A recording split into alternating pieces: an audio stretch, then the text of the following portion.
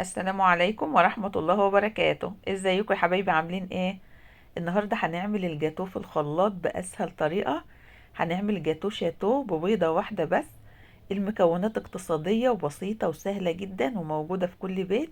هنعمل كمان معاه صوص شوكولاتة لامع من غير شوكولاتة. حاجة كده قمر بجد، جاتو في منتهى اللذاذة. الكيكة هشة وطرية جدا. طبقة الكريمة مع صوص الشوكولاتة طعمها أكتر من تحفة. بصوا بقى الجمال والحلاوة، بصوا الكيكة تحفة بجد. جايلك بقى ضيوف وعايزة تقدمي لهم حاجة حلوة وفي نفس الوقت سريعة ومش مكلفة خالص، يبقى لازم تعملي الجاتو ده. يلا نسمي الله ونبدأ الفيديو بتاعنا، بس بتمنى منك تكملي معايا الفيديو للنهاية، وكمان تعملي لايك وشير للفيديو لو عجبك. اشتركي في القناة لو لسه ما اشتركتيش. فعلوا جرس الإشعارات واختاروا كلمة الكل عشان كل ما انزل فيديو جديد يوصلكوا إشعار بيه.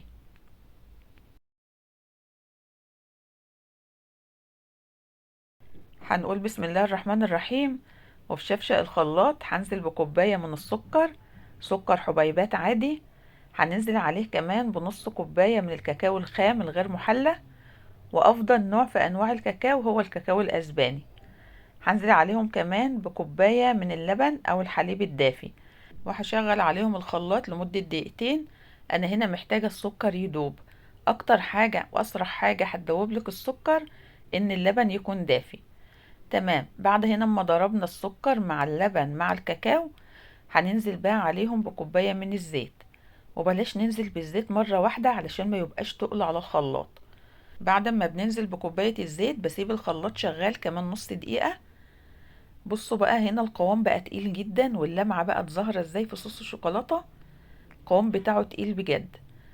هبدأ بقى انقص منه مقدار كوباية بالكوب المعياري اللي عايرنا بيه بقية المكونات. وراعوا ان كل المقادير بتاعتكم تكون بنفس الكوباية. انا هنا كنت مستخدمة الكوب المعياري. ممكن تستخدمي اي كوباية، او مج الشاي العادي. مج الشاي العادي اللي موجود في كل بيوتنا ده بيكون نفس المقدار او نفس المعيار بتاع الكوب المعياري. انا هنا نقصت تقريبا كوباية، وبقية الكمية هنسيبها في الخلاط وهنضيف عليها البيض. هنا بقى لو البيض حجمه كبير هنستخدم بيضة واحدة بس. يعني لو البيض من البيض اللي بنجيبه من السوبر ماركت، فكلنا عارفين ان بتكون حجم البيضة كبير، فهنستخدم بيضة واحدة بس. لكن انا مستخدمة البيض البلدي، البيض اللي هو بيكون بتاع الفراخ اللي بتتربى في البيت، فحجمه بيكون صغير، علشان كده استخدمت بيضتين. تمام، علشان محدش يقولي دي كاتبة في العنوان ان هو بيضة واحدة بس، وقايلة كمان في بداية الفيديو ان هي بيضة واحدة بس. انتوا كلكم عارفين ان انا عندي مصداقية في كل المقادير اللي بشتغل معاكم بيها. تمام، فلو البيض حجمه كبير هنستخدم بيضة واحدة بدرجة حرارة المطبخ. ولو البيض بيض بلدي زي اللي انا مستخدماه هنستخدم بيضتين. تمام كده. رجعت بقى بعد ما نزلت بالبيض ضربتهم تاني في الخلاط، وهنبدأ بقى ننزلهم في طبق كبير بالشكل ده. وضفت معاهم الفانيليا، وهنضيف كمان رشة ملح صغيرة، ونخلنا كوباية من الدقيق. ونزلت كمان عليهم بمعلقة كبيرة مليانة من خميرة الحلويات أو البيكنج باودر كيك شيف، معلقة كبيرة. بس كده، وبالمضرب بقى اليدوي هنبدأ نخلط كل المكونات مع بعضها. وآخر حاجة هنضيف معلقة كبيرة من الخل. وبقلب بقى بالشكل ده، ما نقلبش كمان في الكيكة كتير. تمام. حسيت كده ان القوام بتاع خليط الكيك تقيل، هبدأ بس افكه بشوية كده من اللبن او المية. هما اللي انا ضفتهم لا يتعدوا الثلاث او الاربع معالق كبار من اللبن. تمام كده، ده كده القوام بيكون مظبوط. عندي بقى قارب، والقارب ده انا غلطت بصراحة ان انا خبزت في الكيكة. القارب ده من القوارب اللي هي بتتفتح، مقاسه 25 في 25، فكان مربع مش بيطلع لك التقطيعة بتاعة الجاتو مظبوطة. لو عندك قارب من القوارب الألمونيوم اللي بتكون مستطيلة، مقاسها بيكون 20 في 25، هتستخدميه، وده هيكون أفضل بكتير، هيطلع لك تقطيعة الجاتو زي اللي بنشتريها من المحل بالظبط. هنا بقى هبدأ بس أفرد كده الكيكة بتاعتي في القارب بالشكل ده، وكنت مولعة الفرن وظابطة درجة حرارته على 180 الرف الوسطاني، وبنشغل النار من تحت بس. هدخل الكيكة هتاخد معايا من 25 دقيقة ل30 دقيقة. هي اخدت معايا 25 دقيقة بالظبط، على حسب بقى نوع فرنك. اول ما بنخرجها بالشكل ده ببدأ اختبرها، ودايما بنختبر الكيكة من النص. اختبرتها بالخلة والخلة طلعت نظيفة، الكيكة كده استويت وتمام. هعمل بقى ايه، هركنها على الرخامة لحد ما تبرد تماما، مش اقل من ساعة علشان اشتغل فيها. تعالوا بقى لما نجهز طبقة الكريمة. انا هنا هستخدم نص كوباية من الكريم شانتيه، هضيف عليها نص كوباية من المية المتلجة، وهنا مش هنضيف سكر.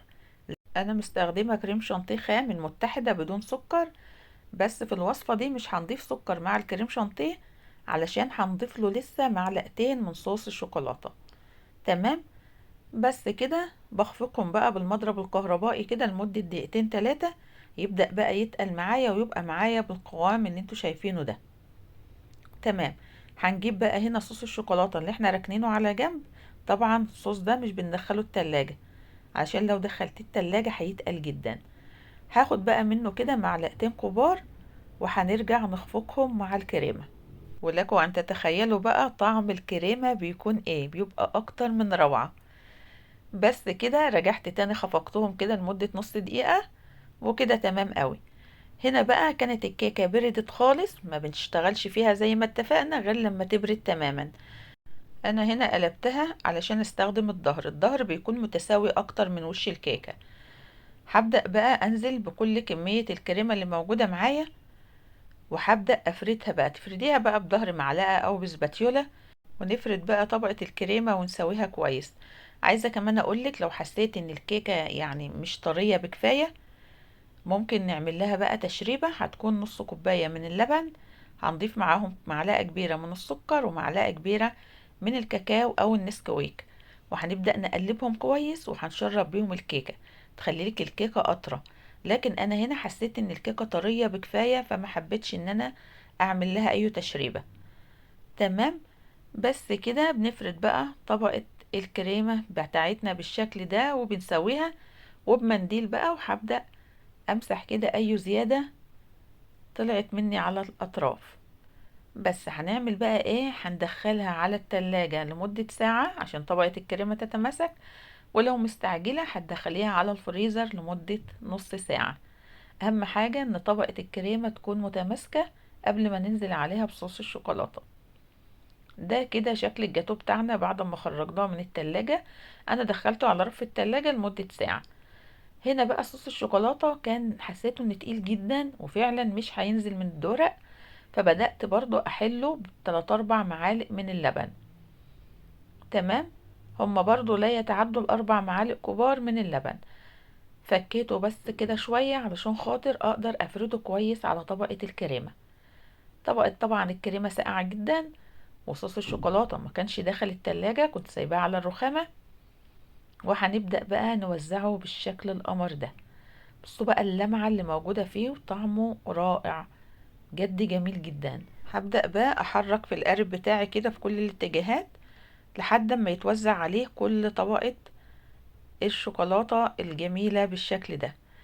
برجع بقى ادخلها تاني التلاجة لمدة بقى ساعتين 3، وهنبدأ بقى نخرج الجاتو بتاعنا القمر ده، وهندلعه بقى بحبة كده من صوص الشوكولاتة كانوا موجودين عندي في التلاجة. هعمل زجزاج على الوش بالشكل الجميل ده، ونبدأ بقى نقطعه. بصوا بقى قد ايه طري. بس هنا بقى قطعة الجاتو طالعة طويلة، طالعة في حدود 12 سنتي، طويلة. قطعة الجاتو الجاهزة بيكون طولها 5 سنتي في 9 سنتي او 5 سنتي في 10 سنتي. بس انا علشان القارب كان مربع، كان 25 في 25، فما عرفتش اقطعه غير بالطريقة دي. فانتوا بقى لو عندكم القارب اللي بيكون مستطيل مقاسه بيكون 20 في 25، هتستخدموه هيطلع معاكم قطع الجاتو منتظمة اكتر. هنا بقى كان في قطعتين مربعين حجمهم كان عريض، قطعتهم كده على شكل مثلث، طلعت تحفة جدا. بس كده، وده كان الفيديو بتاعنا النهاردة. كل المقادير بسيبها لكم مكتوبة في صندوق الوصف، بشوفوها. بتمنى الفيديو يكون عجبكم. ما تنسوش تسيبولي تعليق حلو زيكم، تقولوا لي رأيكم ايه في الوصفة بتاعت النهاردة، وكمان تعملوا لي لايك وشير كتير للفيديو. بحبكم في الله، والسلام عليكم ورحمة الله وبركاته. مع السلامة.